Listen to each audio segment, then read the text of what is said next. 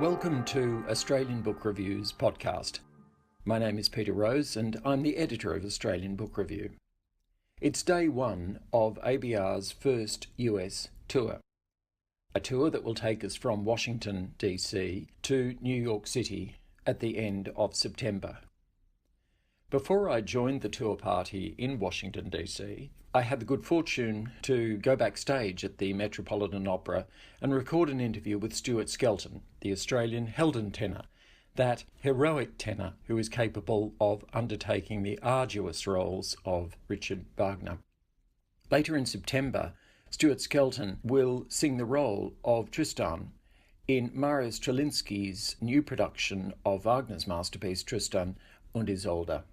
Opposite Skelton will be the great Swedish soprano Nina Stemmer, who has really made the role of Isolde her own over the past 15 years or so. In November, in a real coup for the Tasmanian Symphony Orchestra, Skelton and Stemmer will sing excerpts from Tristan and Isolde. That's on the 19th of November, and it's a concert not to be missed. I asked Stuart Skelton about that concert, but first I asked him what it felt like to open a season of the famous Metropolitan Opera. I don't know. This will be my first time at all of this. First appearances at the Met? No, first time I'm opening a season. Yes. So I don't know. At the end of the day, I suspect that there's probably not a lot of difference in approach.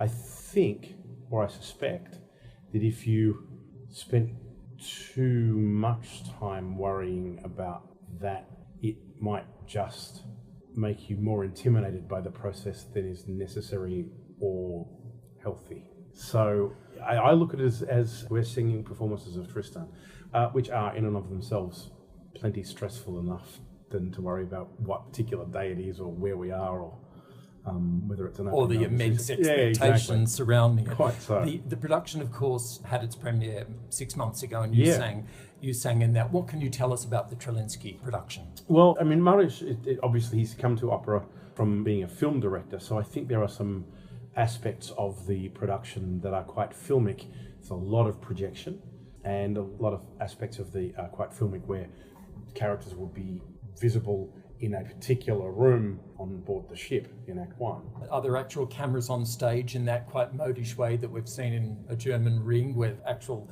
are they moving around you or it's all by video projection? No, they're not moving around us, no. I mean, the projections are one thing, but we're physically on the set and by way of masking curtains and lighting, we're visible and then we're not.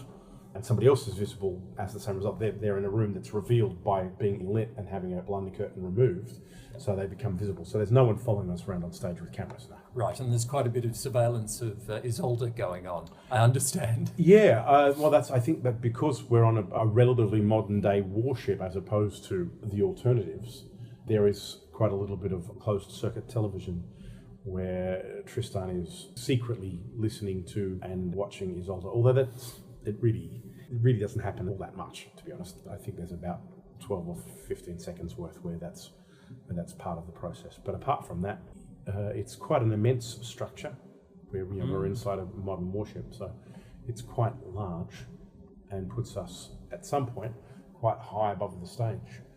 But that's a physical thing. That's just geography. You've performed before with Simon Rattle quite a bit. Yes. I think it's a pretty rare appearance for him at the Met. And I understand. I don't know. I guess that it must be. I've worked with Sir Simon a lot at the Berlin Philharmonic, and of course earlier this year in Baden-Baden, because Sir Simon was conducting the performances in Baden-Baden as well. So it's really quite lovely to come back to New York to the production and have Sir Simon in the pit again. We've already had a chance over the rehearsals and performances in Baden-Baden and in concert at the Berlin Philharmonic after the run of performances. So it's nice to have a lot of those musical things already agreed upon. You know, we've had a lot of rehearsal in Baden-Baden and the 5 performances there and the 2 concert performances in Berlin subsequent to the Baden-Baden performances to really have an incredible understanding of what Sir Simon, how he sees the piece and how I see my contribution to it musically, and really come to a genuine, deep understanding of each other musically and how that goes forward. What does Tristan represent for you as a character? I mean, obviously an immensely demanding role. What's it like to come to Tristan at this stage? At a certain level, it's just a role you learn. You know, it's kind of what we do. Mm-hmm.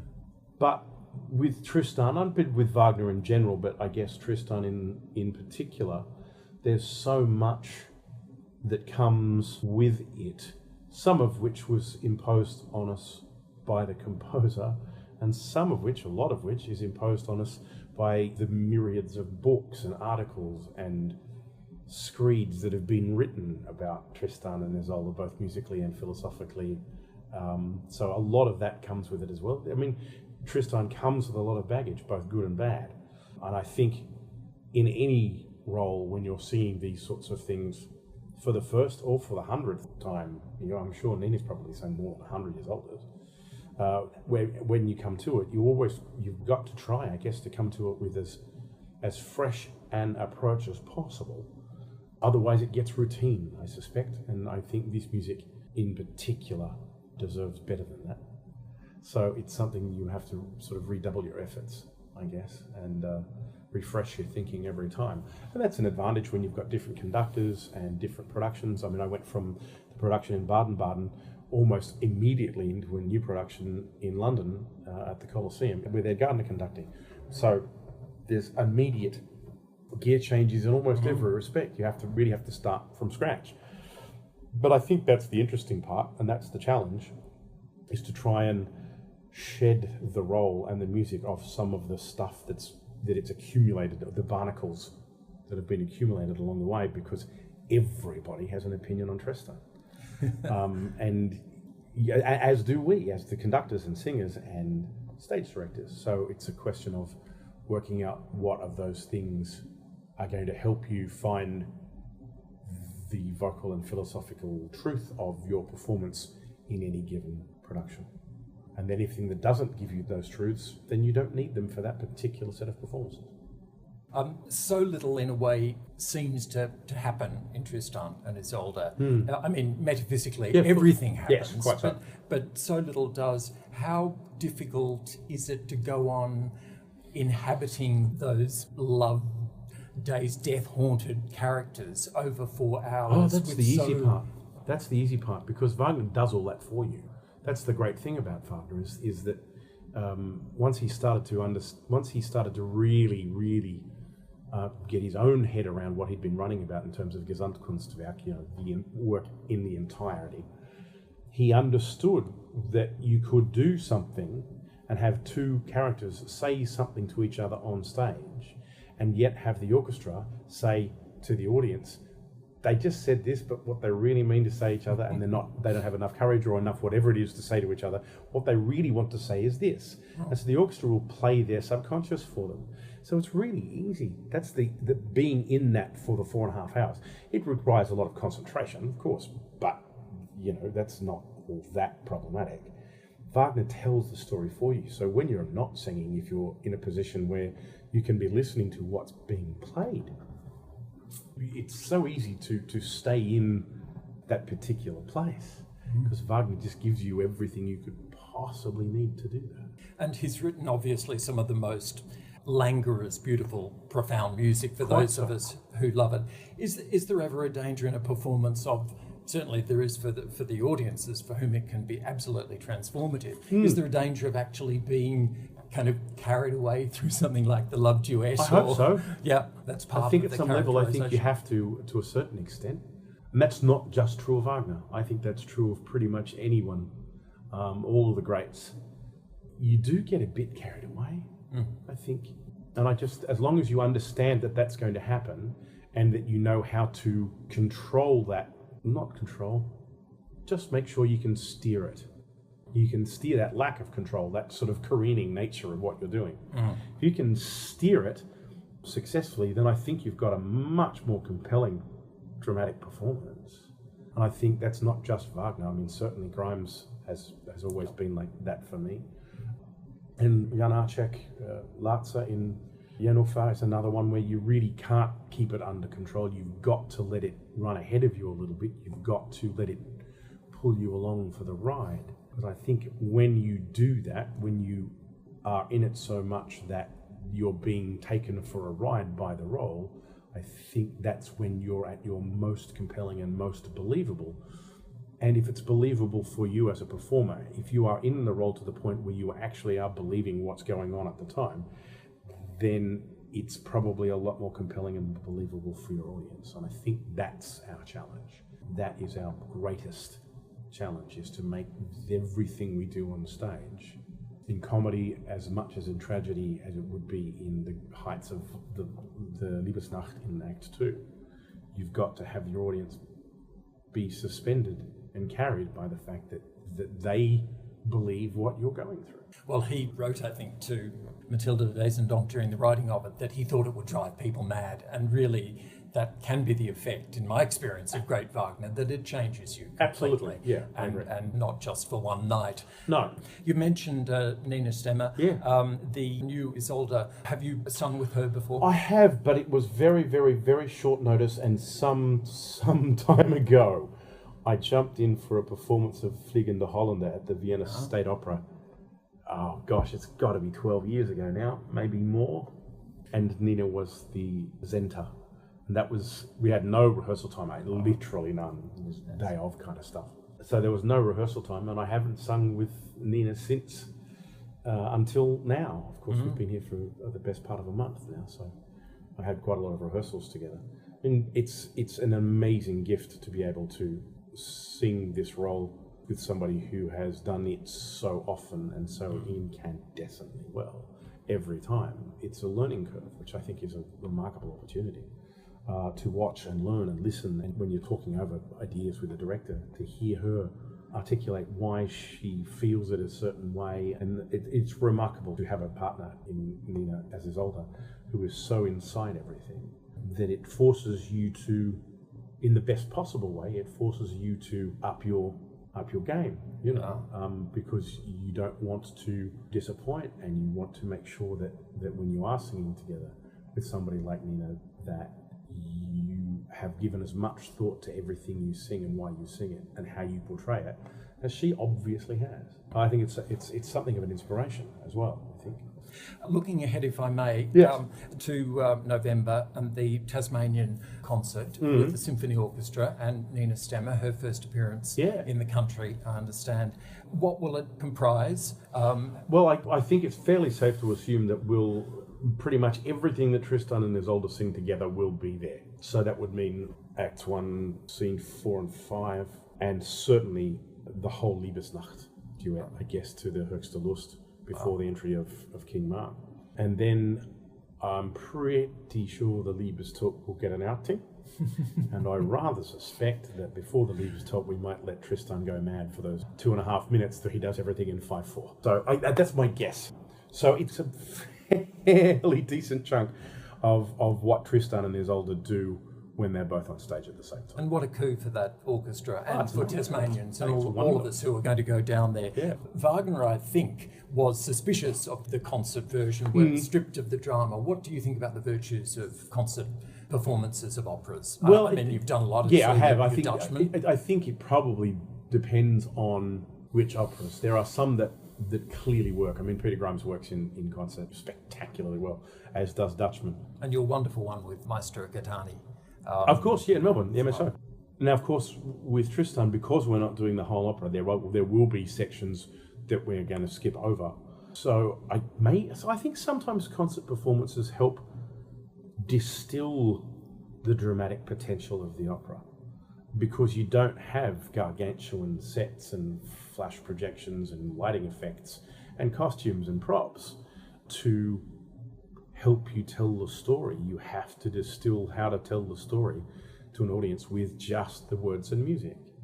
So I think it probably forces the performer and the orchestra and the audience to a certain extent to get to the essence of things rather more quickly than you would when you've got a lot of other extraneous stuff going on at the same time. You can rely on some of that to do the storytelling for you. We don't get that opportunity in concert opera. Because it's more immediate, it's probably more concentrated, which means we get to the heart of the matter, I think, more directly. And I think that's not a bad thing for the audience, to be honest. I mean, we can't do the whole thing in concert, not without a cast of significantly more people. But being able to do what seems to be the plan really gets to the heart of. I'm assuming the overtures, both Act 1 and Act 3, will be played. So we cover all of the greatest of the music from the opera, along with the really incredibly salient parts of the story. And it's wonderful because it's a country that's been deprived of Tristans really for a long time. I mean, there was the Armfield one, and it's fantastic to have an opportunity to hear it. Tristan's presumably a role that you're going to be singing now for 5-10 years. What are the other big roles that are in your sights? I've done them all. Everything I've ever wanted to do, I've done. There are no roles that I'd like. There's nothing that I need to add now that I haven't already done at some point. Tristan was kind of my last one. It was the Everest I always thought I needed to climb. Yeah, all of the other ones, Lohengrin, Parsifal, Siegmund, Grimes, Otello, Frona Schatten, Queen of Spades, they were all there. I've already been lucky enough to have done them in other places, in some of those cases quite a few times. So it's nice to have my personal Everest. For some tenors, Siegfried will be their personal Everest, not for me. I have no interest in taking Siegfried's on. It must be a wonderful sense of completion. It is. It's Everest, and I've when I first got encouraged to contemplate taking Tristan on, it was one of those things. It's been an inevitability in my career for some time. So I'm really pleased now that I've had the opportunity to do it in such amazing circumstances. Berlin Philharmonic with Sir Simon Rattle, and then of course here at the Metropolitan with Simon and the Met Orchestra and Nina Stemmer, and then in London with one of my dearest friends and one of the great conductors of the planet, Ed Gartner, and in a house that have had a very, very, very long and very close relationship with. So I've been extremely lucky and quite blessed to have had this year of my initiation into Tristan be so complete. So I'm a very lucky boy. Many of us have fantastic memories of your Siegmund in Adelaide with the great lamented Deborah Riddell in 2004, yes. And then the Melbourne one 3 years ago. Any plans for future performances in Australia with the company? No, not with the company. We have some plans for some stuff with symphony orchestras going forward. Oh, fantastic. But nothing with Opera Australia at this point. And I don't quite know why. Not that it matters, but it's interesting, I think, given that apart from the ring cycle, it's interesting, I think, that it's the symphony orchestras in Australia with Usher Fish in Perth and Sir Andrew Davis in Melbourne and David Robertson in Sydney, that it seems to be in a lot of cases that the symphonies are doing the really heavy lifting in terms of programmatic, interesting programming with repertoire, that the opera company has left a gap for them. There's a void in the programming at the opera company where a lot of My Fair Lady's going on. In 5 seasons, you can bring the same Weimar Republic Bohem back 3 times in 5 seasons, and yet we're doing most of Tristan in Hobart, a huge Wagner concert with Usher in Perth, and Act 2 of Parsifal with Simone Young at the Melbourne Symphony. I think that it's the symphonic conductors and the symphonic planners in Australia that have taken on the mantle of doing the interesting repertoire. Opera Australia has kind of left that field fallow for some time, apart from the ring, and the symphonies have obviously stepped into that gap with relish and have been more than happy to take on the really heavy lifting in terms of that repertoire planning. So I'm very happy that they've done that. Yes. And I do get to come back. So last question, if I may. You're Certainly. A famous devotee of the cocktail, and we're in I the am city. indeed. What ingredients do you think are in the love potion? What gosh. would comprise a balanced potent it's difficult for me because I always my bet for cocktails doesn't sort of run to the fruity ones with umbrellas in them. I'm much more a Sazerac, Manhattan, old-fashioned Boulevardier kind of guy. But so if it was for me, there'd be something like smoky whiskey and Drambuie and something you cut a little bit of lemon juice or something, and I don't know. I'd have to think about it, but I could probably come up with one. If you gave me 20 minutes in a cocktail bar, leave it with me. Well, all our readers can go home and practice on exactly. it. Stuart, thank you so much for Such finding a pleasure. time to talk to Australian Book Thanks for Review. having me. Appreciate it.